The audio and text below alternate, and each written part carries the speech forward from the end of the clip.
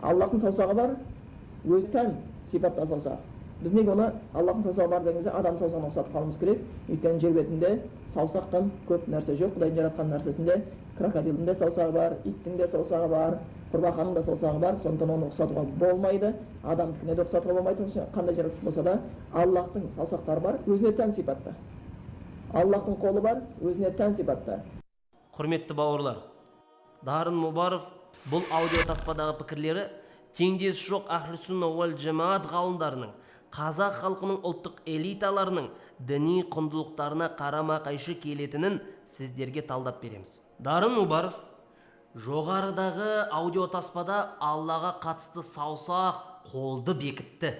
Қосымша тереңірек сөз қозғайтын болсақ, аталмыш адасқан ақиданы ұстанушылар Аллаға қатысты 102 көз, 2 қол, 2 қол оң жақта, 2 аяқ, 10 саусақ, балтыр, 2 балтыры бар, жақ, тарабы бар, табан секілді сипаттарды ағза мүше мағынасында Аллаға бекітеді.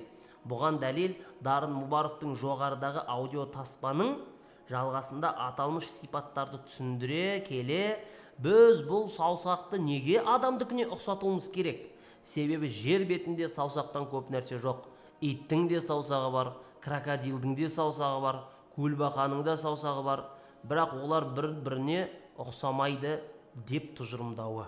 Әрине, ешкім Алланың саусағы жаратылыстың саусағына ұқсайды деп айтпайды. Бірақ сәләфия, уахабия ағымындағы бауырларымыз саусақ, қол, жүз, аяқ, тағы басқа сөздердің сыртқы тікелей тілдік мағыналары жаратылысқа қатысты қандай ұғымда болса, Аллаға қатысты дәл сол ұғымда қолданады. Дарын Мұбаров және осы ақиданы ұстанушылардан қол, аяқтың Аллаға қатысты мағынасы сендерге түсінікті ме деп сұрасаң, я түсінікті, мағынасы мәлім деп жауап береді. Себебі сен қол дегенде аяқты не болмаса басты түсінбейсің ғой деп жаратылысқа қатысты ағза, мүше мағынасын Аллаға бекітеді. Енді мағынасы қандай деп сұрасаң, қол, бірақ біз оның қандай екенін білмейміз деп жауап қайтарады.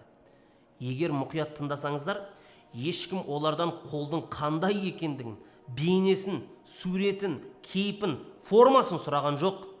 Тек сол сөздің мағынасын түсіндіруді өтіндік. Бірақ өкінішке орай сәләфия, уахабия ағымындағы бауырларымыз өздері білген аталмыш сөздердің мағынасын халыққа ашық түрде жеткізуден қашқақтайды. Себебі қолдың және денеге байланысты кез келген сөздің тілдік тікелей мағынасы ол тек ағза, мүше ұғымында ғана қолданылады. Егер сәләфия, уахабия ағымындағы бауырларымыз жоқ, біз хабари сипаттарды ағза, мүше мағынасында бекітпейміз деген болса, онда олар Аллаға қатысты яд, истауа, нузул, уадж сөзінің хақиқи мағынасы бізге белгісіз, яғни аталмыш сипаттардың хақиқи мағынасын Алла ғана біледі деп тоқтау керек еді. Ең қызығы, егер адам сөздің мағынасын білмесе және оның ұғымын түсіндіріп бере алмаса, онда оны басқа тілге қалай аударады? Ал егер ол бауырларымыз Алла тағала қасиетті Құранда өзінің қолы бар деп айтпады ма деген сұрақ қоятын болса, берер жауабымыз Құранды және хадисті түсінуде біз тек ұлы ғалымдардың тәпсірлеріне не болмаса шарықтарына жүгінеміз. Мысалға Құранда Мәида сүресінің 64-ші аятында Алла тағала бәл ядаху мәбсутатан, керісінше Алланың яды ашық делінген. Сәләфия, уахабизм сенімін ұстанушы бауырларымыз аталмыш аятпен Алла тағалаға қолды бекітеді. Алайда имам Табари рахмахулла жоғарыдағы аятқа төмендегідей түсініктеме берген. Бұл аятта Алла тағаланың яд сөзімен сипатталуы беруші мағынасында қолданылады. Шын туайтында адамдардың көбі қолымен беріп алатыны белгілі деп ой тұжырымдайды. Ибн Кафир керісінше оның мәрхәметі кең әрі шексіз беруші деп түсіндірді. Немесе Зарият сүресінің 47-ші аятында «Уассамаа банайнаха биайдин», аспанды ядімізбен жасадық, шын мәнде күшіміз жетеді деген аятқа имам Табари салафи солихтердің тәпсірін келтіреді. Ибн Аббас, имам Муджахид, имам Қатада, Суфиян секілді исламның бетке ұстар ғалымдары бір ауыздан ят сөзінің бұл жерде мағынасы құдіретімізбен деп түсіндірген. Құранның кейбір муташаббих аяттарын тікелей аударып, халықты адастырып аты танылған Эльмир Кулиевтің өзі бұл могуществом деп аударып тәуил әдісін қолданған.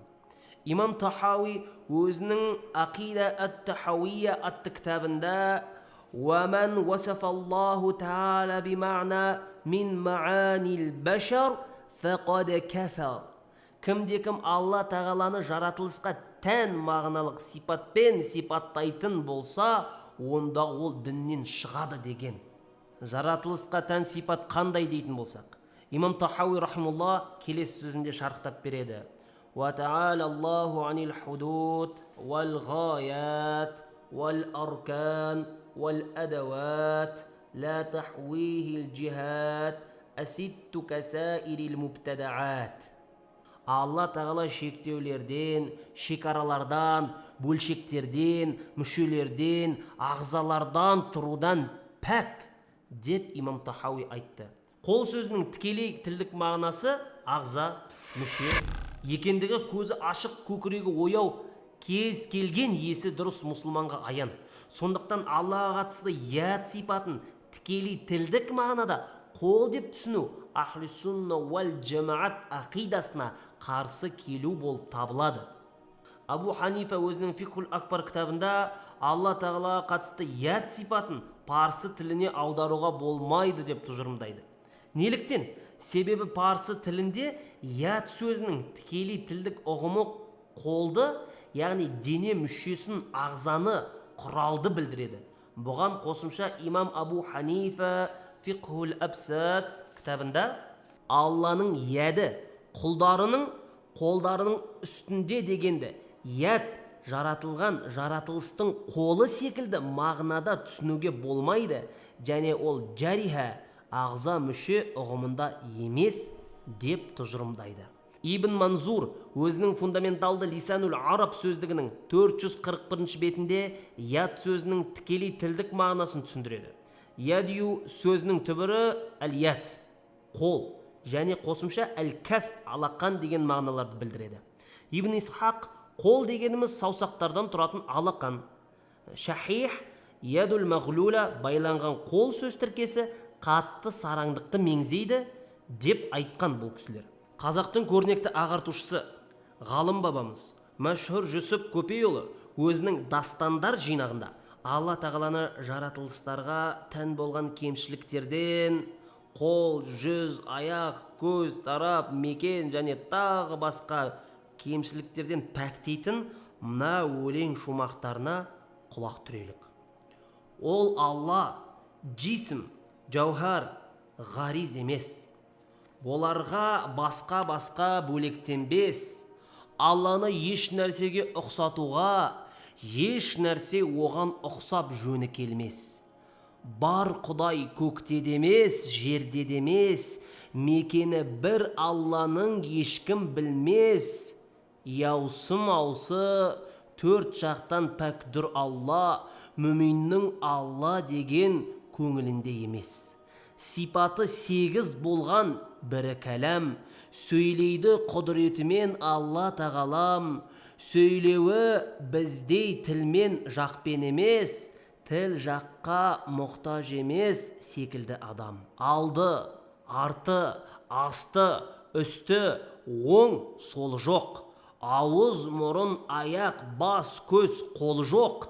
Еш нәрсе ұқсамайды ол еш нәрсеге, кітаптың айтқанына ойлама көп деп айтқан.